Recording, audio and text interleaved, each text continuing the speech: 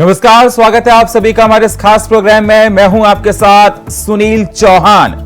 क्या सपा ने उत्तराखंड उपचुनाव में कांग्रेस को हराया? अजय राय के आरोपों का अखिलेश ने दिया जवाब, मगर एक बार फिर से अजय राय ने कहते हुए पलटवार कर दिया कि हम यूपी 80 सीटों पर अपनी तैयारी कर रहे हैं। यानी एक तरफ से वार, दूसरी तरफ से पलटवार। वैसे तो नए नए बने इंडिया गठबंधन की 3 मीटिंग हो चुकी हैं, लेकिन सारी मीटिंग धरी की धरी रह सकती हैं, क्योंकि उत्तर प्रदेश में आते ही सारे समीकरण फेल हो जा रहे हैं। साफ है कि अंदर खाने यहां समाजवादी पार्टी और कांग्रेस में गजब मार हो गई है। वैसे तो इसकी शुरुआत घोसी उपचुनाव में जीत के बाद हो गई थी। घोसी में समाजवादी पार्टी चुनाव 42,000 से अधिक वोटों से जीती। इसके बाद कांग्रेस के फायर ब्रांड अध्यक्ष अजय राय मऊ पहुंचे और कहा कि हमने समर्थन किया, इसलिए इतनी बड़ी जीत मिली। लेकिन ये सपा वाले बड़ा दिल नहीं दिखाए और उनकी वजह से उत्तराखंड के बागेश्वर में हम चुनाव हार गए। इस पर अखिलेश यादव ने अब जवाब दिया है। तो सवाल ये कि गठबंधन में गद्दार क्यों? ये रिपोर्ट देखिए। लोकसभा चुनाव से पहले यूपी में सपा और कांग्रेस के बीच छिड़ी जुबानी जंग अब तेज होती जा रही है। घोसी उपचुनाव के ऐलान के बाद कांग्रेस प्रदेश अध्यक्ष अजय राय की तरफ से, याद होगा आपको, सबसे पहले समाजवादी पार्टी को समर्थन देने का ऐलान किया गया था, जिसका असर भी देखने को मिला। घोसी में सपा को बड़ी जीत हासिल हुई। उपचुनाव में सपा को मिली जीत के बाद अभी तक कांग्रेस या सपा की ओर से एक भी ऐसा बयान नहीं आया जो साफ संकेत दे सके कि इंडिया गठबंधन की तरफ से 2024 में ये दोनों पार्टियां बेहतर तालमेल के साथ उत्तर प्रदेश की सरजमी पर चुनावी रण में ताल ठोकेंगे। इतना ही नहीं, अब तो सपा अध्यक्ष अखिलेश यादव ने तो अपने एक बयान में ये तक कह दिया कि कांग्रेस ने बागेश्वर में हमसे समर्थन मांगा ही नहीं था, इसलिए हमने वहां अपना उम्मीदवार खड़ा कर दिया। अब सपा अध्यक्ष के इस बयान के बाद कांग्रेस के प्रदेश अध्यक्ष अजय राय ने भी तंज कस दिया, ये कहते हुए जब इंडिया गठबंधन में सभी दल एक साथ शामिल हैं, 2024 में एक दूसरे के साथ बीजेपी का मुकाबला करने के लिए पूरी तरह से तैयारी हो रही है, तो फिर समर्थन मांगने का सवाल कहां उठता है। इतना ही नहीं, लगे हाथ अजय राय एक बार फिर से 80 की 80 उत्तर प्रदेश की सीटों पर तैयारी की हुंकार भी भर गए। जब उत्तर प्रदेश का चुनाव था तो हम लोगों ने पत्र लिख करके सभी दलों से सहयोग मांगा था और उसमें सभी दलों ने सहयोग दिया। उसका परिणाम यह हुआ कि 50,000 के वोट्स के लगभग से समाजवादी पार्टी का प्रत्याशी वहां जीता। उत्तराखंड में समाजवादियों से किसी ने भी समर्थन नहीं मांगा, किसी ने फोन तक नहीं किया। कहीं कोई विवाद नहीं है। हम सब लोग कांग्रेस पार्टी, हमारे एक कार्यकर्ता, हम अपनी तैयारी 80 सीट की कर रहे हैं। प्रदेश अध्यक्ष के नाते हमारी तैयारी 80 सीट की है और उस पर निर्णय लेना कितनी सीट पर कांग्रेस लड़ेगी, कौन सा दल लड़ेगा, ये तो हमारे राष्ट्रीय नेतृत्व का काम है। हम कांग्रेस प्रदेश अध्यक्ष, हमारे जिला अध्यक्ष, हमारे एक कार्यकर्ता, हम अपनी पूरी तैयारी हर जिले में 80 सीट की करें। खैर, ये सियासत है, ऊंट किस करवट बैठेगा ये तो देखना बाकी है। मगर मध्य प्रदेश और राजस्थान में प्रत्याशी उतार कर अखिलेश यादव ने साफ कर दिया है कि उनकी साइकिल की रफ्तार उसी तरह से दौड़ेगी जैसा वो चाहते हैं। और जहां तक बात रही उत्तर प्रदेश की, तो मुख्य विपक्षी दल होने के नाते बड़े भाई की भूमिका में सपा ही है, ना कि कांग्रेस। मगर सवाल ये कि क्या कांग्रेस को ये कबूल होगा? Bureau report, India voice, Lucknow. तो एसपी और कांग्रेस के बीच में जिस प्रकार से तालमेल देखना चाहिए, वो तालमेल दिखता हुआ नजर नहीं आ रहा है। मध्य प्रदेश में भी समाजवादी पार्टी ने अपने उम्मीदवारों को मैदान में उतार दिया है। कांग्रेस के साथ अलायंस दूर दूर तक दिखाई नहीं दे रहा है। चर्चा करने के लिए हमारे साथ जुड़ चुके हैं आशीष माही, बीजेपी नेता हमारे साथ हैं। हमारे साथ जुड़ चुके हैं अशोक तिवारी, समाजवादी पार्टी के नेता हमारे साथ जुड़ चुके हैं। आरबी उपाध्याय, वरिष्ठ पत्रकार, और हमारे साथ जुड़ चुके हैं जैनेंद्र प्रताप सिंह, प्रवक्ता स्वादिल भारतीय समाज पार्टी। सभी मेहमानों का स्वागत। सबसे पहले मैं अशोक जी आपके पास आना चाहूंगा। अशोक जी, जिस प्रकार से देखा जाए, अखिलेश यादव लगातार चुनाव प्रचार में एक्टिव तो है ही, जिस प्रकार से देखा जा रहा है मध्य प्रदेश में, लेकिन मैं आपसे ये जानना चाहता हूं कि कांग्रेस के साथ जो आपकी कोऑर्डिनेशन बननी चाहिए थी, वो दूर दूर तक नजर नहीं आ रही है। कैसे आप आगे के चुनाव की रणनीति को तैयार करेंगे और ये जनता के बीच में जिस प्रकार से आप लोगों के बीच में जो कोऑर्डिनेशन नहीं बन पा रही है, वो एक क्या मैसेज जाएगा? से दिखाई पड़ रहा है कि नहीं बन पा रही है, कहीं से ऐसा हमें तो नहीं दिख रहा है कि कहीं से ऐसा कोऑर्डिनेशन नहीं बन पा रहा। अरे आप सर बागेश्वर देखिए ना सर, बागेश्वर में नहीं बनी थी आपकी? हाँ, मैं आपको जवाब दे रहा हूँ। पूरी तरह से कोऑर्डिनेशन बना हुआ है। और ये विधानसभा के चुनाव है, पहली चीज ये जो लोकसभा के चुनाव आएंगे तो इसका पूरा आप विश्व देखेंगे। विधानसभा के चुनाव में समाजवादी पार्टी ने सभी को पत्र लिख करके समर्थन मांगा और सभी ने दिया। अब जब उत्तराखंड में जो है कांग्रेस ने समर्थन नहीं मांगा, जैसा कि हमारे राष्ट्रीय अध्यक्ष जी ने भी कहा है, तो ऐसी स्थिति में वहाँ का परिदृश्य अलग है। उसको इससे जोड़ने की आवश्यकता ही नहीं है सर। तालमेल सर, ठीक है। बागेश्वर में मात्र 2400 वोटों से जीते हैं बीजेपी की कैंडिडेट। आपको अच्छे से पता आपको 1000 वोट मिले थे सर, 1000 वोट आपको मिले हैं समाजवादी पार्टी को। हाँ देखिए, बीजेपी की हालत बहुत पतली है पूरे देश के अंदर, उत्तराखंड में भी, उत्तर प्रदेश में भी। नहीं तो मतलब विधानसभा में आप जिसको मतलब गालियां दोगे, जिसके विपक्ष में आप होगे, उसमें लोकसभा में आप क्या कहते हैं उनके पक्ष में शामिल हो जाओगे। देखिए, आप अपनी बात कह सकते हैं, लेकिन मैंने अपनी बात स्पष्ट कर दिया आपको कि जो है जब उन्होंने समर्थन नहीं मांगा तो समर्थन देने का कोई सवाल ही नहीं उठता था वहां पर। ये विधानसभा के चुनाव है, इसमें हर किसी को जो है आगे आना पड़ता है, हाथ बढ़ाना पड़ता है। सर आपको अच्छे से पता है कि उत्तराखंड में 70% आपकी जमानत जब्त होती है सीटों पर, फिर भी आपने उतार दिया वहां पर। ये साफ दिखा रहा है ना कि आप कांग्रेस के साथ नहीं है सर। आपको दिखाई देता है, ऐसा कांग्रेस को नहीं दिखाई दे रहा है। अरे सर 1000 वोट काट लिया आपने कांग्रेस के। देखिए, कांग्रेस समझ रही है कि वहां पर उसे कहां पर कैसे लड़ना है। मतलब विधानसभा चुनाव में सर आप क्या कहते हैं, कांग्रेस के विपक्ष में चुनाव लड़ेंगे, उनकी जो और क्या कहते हैं लोकसभा चुनाव में पक्ष में आ जाएंगे, ये आपका कहना है? विधानसभा में अलग और लोकसभा में अलग। कांग्रेस हो, समाजवादी पार्टी हो, जितने भी इंडिया गठबंधन में है, सब बहुत ही आपसी जो तालमेल से उनकी मजबूती से एक साथ खड़े हैं। और उसी तरीके से आज मध्य प्रदेश में पूरी ताकत समाजवादी पार्टी अपनी लगा रही है। माननीय अध्यक्ष हमारे राष्ट्रीय अध्यक्ष अखिलेश यादव जी ने बिल्कुल बजा दिया है वहां पर। और जहां जहां कांग्रेस मजबूत है वहां समाजवादी के लोग कांग्रेस का समर्थन कर रहे हैं, और जहां पर समाजवादी पार्टी जीत सकती है वहां पर अपनी सीटें जीतने के लिए मजबूती से खड़ी है। सच्चाई ये है कि पूरे देश में इंडिया गठबंधन ने रातों की नींद उड़ा दिया है भाजपा की। और ये खाली कहने की बात है, तालमेल तो परिस्थितियां कराती हैं और तालमेल जनता करा रही है। जनता ने आज जुगल फूंका हुआ है भाजपा को पलटने के लिए, और जनता आगे है, पार्टियां जनता के साथ हैं, जनता के ही आवाज पर सारे लोग एक हैं, और एक है मजबूती से एक है।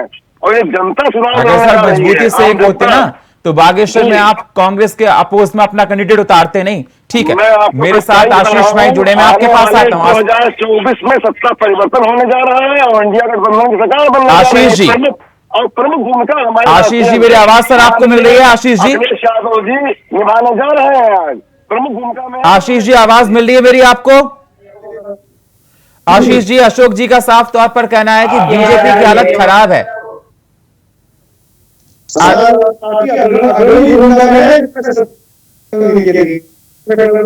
आशीष जी की आवाज में इको प्रोड्यूस हो रहा है, इसको जरा ठीक कराइए।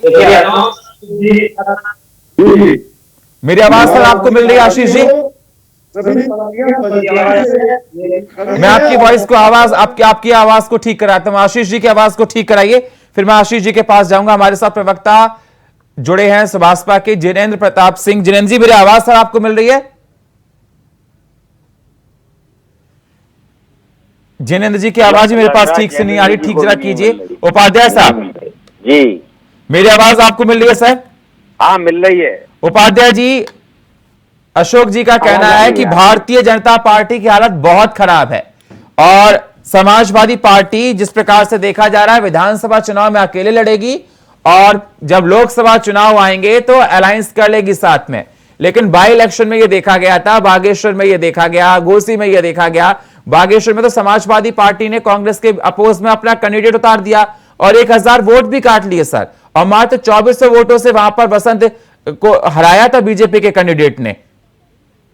तो क्या ये मायने लगाए जा रहे हैं, किस प्रकार से देखा जाए चुनाव को? क्या इंडिया गठबंधन में अंदर अंदर ठीक चल रहा है कि कुछ गड़बड़ है? बनर्जी कहती है कांग्रेस बंगाल में नहीं लड़ेगी, इधर समाजवादी पार्टी कहती है उत्तर प्रदेश में नहीं लड़ेगी, तब क्या सरेंडर कर देगी कांग्रेस पार्टी, चुनाव ही नहीं लड़ेगी? तो फिर वो कहाँ से परिदृश्य में रहेगी? तो ये कहने वाली बातें हैं।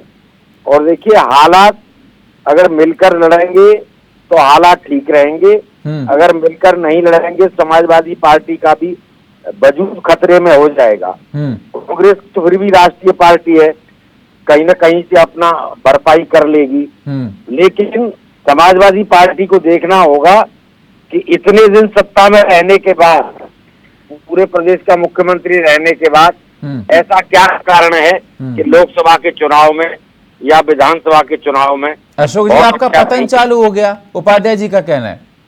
और देखिए, दूसरा ये है कि देखिए वो अभी तक समाजवादी ख्याली पुलाव है जो उपाध्याय जी कहते हैं, ख्याली पुलाव है, खाली एक तरीका है कि भाजपा साथ कंधे अपना करके सब लोगों से अपनी बातें कहलवा रही है साहब, और उसको जो है औकात देखनी पड़ेगी। जनता ने बिल्कुल फूक दिया है, समाजवादी पार्टी परसों मैदान में जा रही है पूरा प्रदेश में, और ये कहने की बात है कांग्रेस समाजवादी पार्टी दोनों मजबूती से साथ खड़े हैं। सारी पार्टियां इंडिया गठबंधन में खड़ी है, खाली पेट में दर्द भाजपा के हो रहा है, कैसा कुछ भी नहीं हो पाएगा। अभी तरह खेल हो जाएंगे। मुझे समझ में नहीं आ रहा अशोक जी, कहाँ से आप हरा लेंगे भाजपा को? अजय राय का साफ तौर पर कहना है कि 80 की 80 सीटों पर तैयारी करेंगे उत्तर प्रदेश में। देखिए, अजय राय जो भी कह रहा है बिल्कुल सही, क्या कांग्रेस सभी सीटों में तैयारी करेगी, तभी तो सपा को समर्थन दे पाएगी।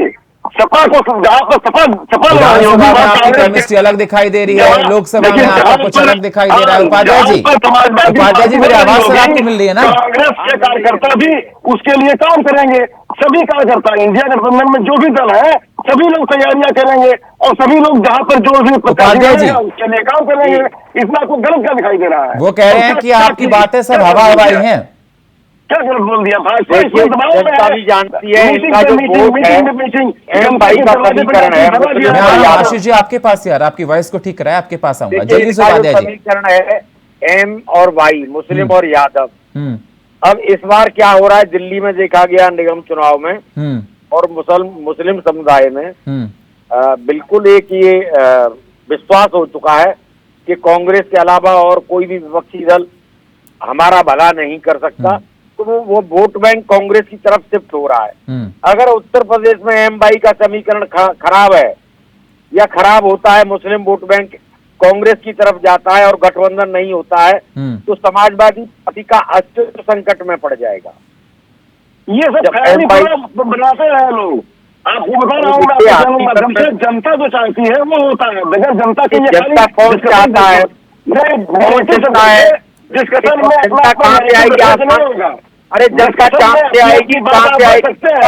आप देख सकते हैं हर पार्टी भाजपा को जड़ से उखाड़ के फेंक देगी समाजवादी पार्टी। विधानसभा में भाजपा के पैरों को चले जमीन खिसक गई है, महंगाई, बेरोजगारी, भ्रष्टाचार लबालब भरा हुआ है। आशीष जी मेरी आवाज मिल रही है सर? भाजपा ने सरकार में बनाया था, 14 में बनाया, आशीष भाई खाली महंगाई, बेरोजगारी। अगर मेरी आवाज आपको मिल रही है तो सवाल मेरा आपसे यही है कि लगातार समाजवादी पार्टी ये कह रही है कि जनता आपको आने वाले चुनाव में सबक सिखाएगी, और मेरा सवाल सर आपसे है कि जिस प्रकार से कांग्रेस और समाजवादी पार्टी में अंदर खाने कुछ गड़बड़ देखा जा रहा है, उसको लेकर आपको कितना फायदा होगा?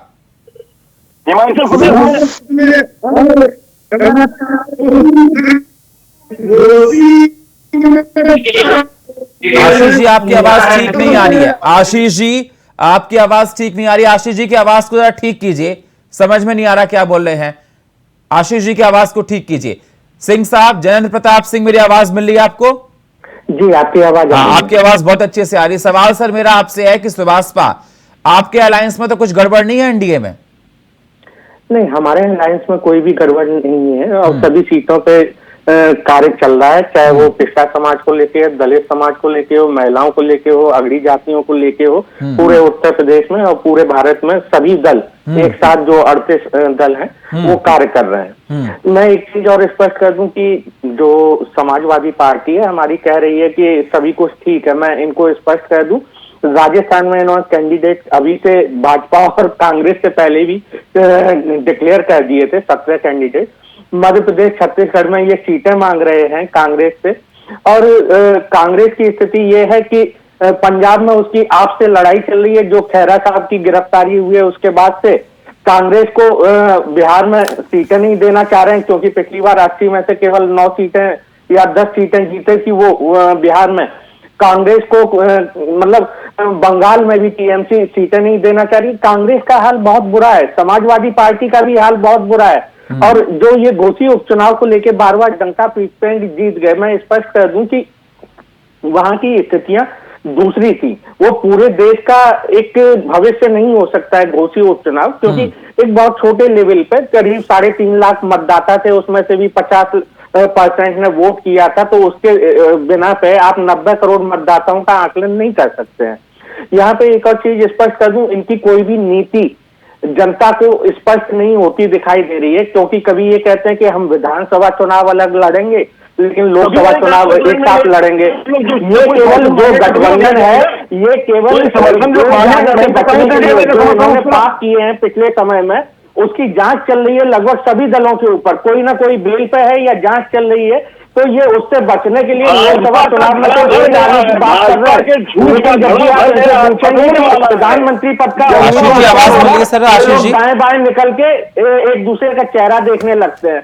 तो मुझे नहीं लगता है कि कोई टक्कर है एनडीए गठबंधन से। आशीष माही जी, मेरी आवाज सर आपको मिल रही है? अशोक जी जवाब दीजिए। जी, मैं स्पष्ट कहना चाहता हूं सर कि जो है इस समय पूरा जो है भाजपा और उसके अलायंस ये सब बौखलाहट में बातें कर रहे हैं। आज जनता क्या करने जा रही है मध्य प्रदेश में, जहां सरकार बनने जा रही है कांग्रेस की, वहां कमलनाथ की, साफ साफ स्पष्ट पूरा मीडिया जानता है इसको, हर कोई जानता है। वहां पर ही इनकी हालत पतली है, सारे अपने मंत्रियों को उतार रहे हैं, वो भी नहीं चाहते हैं चुनाव लड़ना, वो डरे हुए हैं बेचारे, लड़ने जा रहे हैं। सब जानते हैं कि हार जाएंगे। हालात चलिए आपको सुनाते, एक बाइट सुनाते हैं। वहीं जहां समाजवादी पार्टी और कांग्रेस में घमासान छिड़ा है, तो वहीं दूसरी तरफ बीजेपी में बैठकों का दौर शनिवार को भी जारी रहा। महिला सांसदों, विधायकों और मंत्रियों की बैठक बुलाई। बाकायदा एससी वर्ग के सांसद, विधायक और मंत्रियों की बैठक में 24 को लेकर रणनीति का ताना बाना बुना गया। बाकायदा बीजेपी महिला मोर्चा का विरोध अभियान की योजना बनी। इस बैठक में प्रदेश अध्यक्ष भूपेंद्र चौधरी, धर्मपाल सिंह भी मौजूद रहे। के बाद एजेंडा और मीटिंग ये, क्योंकि हमारे नेतृत्व लेने वाले हैं मीटिंग, तो उनको पता है और वो हम लोगों से बातचीत करेंगे। बातचीत के बाद आपको बात करेंगे तो ज़्यादा निश्चित रूप से महिलाओं का वोट प्रतिशत बढ़ेगा, क्योंकि महिलाओं का ये इतने दिन से इंतजार, पूरे देश की महिलाओं को आज हमारे देश के आदरणीय प्रधानमंत्री नरेंद्र भाई मोदी जी ने उसको जामा पहना दिया संसद भवन में। अब जो है महिलाएं सशक्त और मजबूत और ज़्यादा से ज़्यादा अपनी भागीदारी सुनिश्चित करने में आगे आएंगी। और महिलाएं सिर्फ काम करती थी, उनको जगह जगह भारतीय जनता पार्टी में तो पहले से ही आरक्षण की व्यवस्था थी, तो महिलाएं ज़्यादा से ज़्यादा थी, लेकिन अन्य पार्टियां नहीं रहती थी। अब सभी पार्टियां विवश होंगी कि ज़्यादा से ज़्यादा महिलाएं आगे आएँ। वो पहले से ही इसी तरह की बातें कर करके इसको रोक रहे थे। निश्चित रूप से जहां अनुसूचित जाति की महिलाएं हैं, काम कर रही हैं, उनका सीट पहले से सुनिश्चित है और निश्चित रूप से वहाँ अनुसूचित जाति की महिलाएं ही लड़ती हैं और बाकी जो भी निर्णय है हमारा पार्टी से। भारतीय जनता पार्टी जो हमारा सेवा पखवाड़ा है माननीय प्रधानमंत्री जी के जन्मदिन से और जैन जयंती तक 15 दिन का एक सेवा पखवाड़ा हमारा पार्टी के द्वारा कार्यक्रम आयोजित है। उसमें रचनात्मक कार्यक्रम भी है, सेवा के काम भी हैं, हमारे संगठनात्मक काम भी हैं और अलग अलग हमारे बूथों के कार्यक्रम हैं, सामाजिक वर्गों के हिसाब से हमारे संपर्क के कार्यक्रम हैं। उसी सिलसिले में आज महिलाओं की और अनुसूचित मोर्चे की बैठक है। आगामी कार्यक्रमों की दृष्टि से किस प्रकार से हमें अपने कार्यक्रमों के माध्यम से जनता के बीच में जाना है, इसकी रूपरेखा बैठक करके हम लोग आज निश्चित रूप से देश की आधी आबादी के लिए बहुत बड़ा कदम सरकार ने उठाया है। हम सबके लिए बहुत गर्व की बात है और निश्चित रूप से भारतीय जनता पार्टी हमेशा महिला अधिकारों के प्रति, हमारी अपनी बहनों के अधिकारों के प्रति, उनके संरक्षण के प्रति हम लोग समर्पित रहे हैं। और संगठन में भी आपने देखा होगा पिछले 20 वर्षों से हमने संगठन में 33% आरक्षण अपनी बहनों को दिया। बीजेपी ऐसी पार्टी है जितना दलितों के लिए बीजेपी ने किया उसने कभी नहीं किया। नंबर बताना चाहता हूँ। SC/ST act, SC/ST act Modi ji ने अमेंड किया 1 जनवरी 2016 और वो लागू हो गया। अखिलेश सरकार ने लागू नहीं किया। उसमें रूल्स बने जिसमें आर्थिक सहायता अगर पीड़ित है तो पीड़ित को आर्थिक सहायता मिलती है, और वो अखिलेश सरकार ने लागू नहीं किया। इसको लागू किया बीजेपी सरकार। और सबसे महत्वपूर्ण थी, अगर दलित की हत्या होती है, घर का कमाऊ व्यक्ति है, तो उसकी विधवा को या डिपेंडेंट को 5,000 रुपया महीना पेंशन मिलती है TADA के साथ। यूपी ऐसी सरकार है, योगी आदित्यनाथ की सरकार है, जिसने इसको लागू किया। तो सुना आपने किस प्रकार से महिमामंडन कर रही है बीजेपी अपनी सरकार का, लगातार सवाल कर रही है इंडिया गठबंधन से। हमारे साथ जुड़े हमारे तमाम मेहमान, आशीष माई जी बीजेपी नेता हमारे साथ हैं। आशीष जी, मेरी आवाज सर आपको मिल रही है? आशीष जी, मेरी आवाज मिल रही है सर आपको? संपर्क हमारा नहीं हो पा रहा है। उपाध्याय जी, मेरी आवाज सर आपको मिल रही है? मिल रही है। उपाध्याय जी, सवाल मेरा आपसे है कि अशोक जी ये कह रहे थे कि कमलनाथ की सरकार बनने वाली है मध्य प्रदेश में, बीजेपी का सुपड़ा साफ होने वाला है। मैं आपसे ये जानना चाहता हूं कि विधानसभा में अलग अलग लड़ लो और लोकसभा में एक हो जाओ, जनता क्या राजी हो जाएगी इस प्रकार से?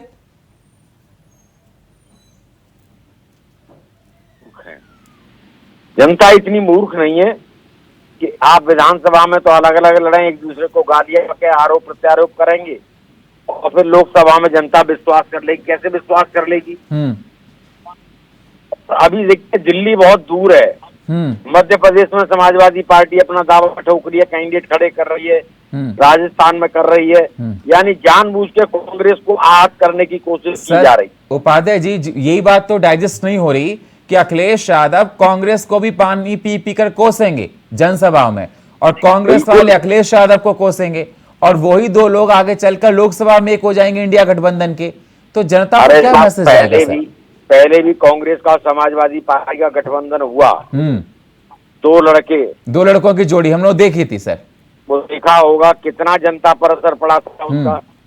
तो यहाँ विचारधारा अलग अलग है, पार्टी अलग अलग है, एक दूसरे का कोई सम्मान नहीं है। हाँ, फिर कैसे आप मिलकर चलेंगे और मिलकर लड़ेंगे, बहुत बड़ा प्रश्न है।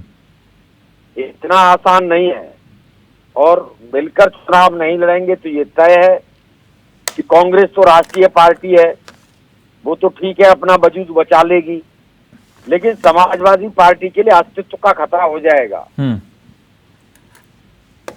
चलिए, बहुत बहुत शुक्रिया आप सही मेहमानों का चर्चा में जुड़ने के लिए। आशीष जी आपका, अशोक जी आपका, उपाध्याय साहब आपका और सिंह साहब आपका बहुत बहुत शुक्रिया। लेकिन सवाल लगातार उठते रहेंगे क्योंकि विधानसभा चुनाव 5 राज्यों में है। समाजवादी पार्टी ने पूरी कमर कस ली है। समाजवादी पार्टी की तरफ से अखिलेश यादव ने बाकायदा लिस्ट को तैयार कर लिया है, अपने उम्मीदवारों को उतारना चालू कर दिया।